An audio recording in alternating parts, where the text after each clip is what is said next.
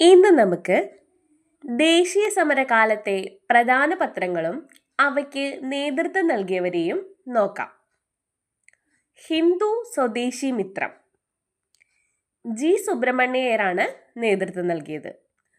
അമൃത് ബസാർ പത്രിക ശിശിർ കുമാർ ഘോഷും മോത്തിലാൽ ഘോഷുമാണ് നേതൃത്വം നൽകിയത്. ബോംബെ സമാചാർ എന്ന പത്രത്തിന് നേതൃത്വം നൽകിയത് ഫർദുർജി മർസ്ബാനാണ്. ബാലഗംഗാധര തിലകിന്റെയാണ് കേസരി, മറാത്ത എന്ന പത്രങ്ങൾ. ബംഗാളി പത്രം നേതൃത്വം നൽകിയത് സുരേന്ദ്രനാഥ് ബാനർജിയാണ്. Voice of India Dadabhai Naoroji. Som Prakash Ishwarchandra Vidyasagar. Annie ബസന്റിന്റെയാണ് ന്യൂ ഇന്ത്യയും കോമൺവെൽത്തും. മഹാത്മാഗാന്ധിയുടെയാണ് യങ് ഇന്ത്യയും ഹരിജനും.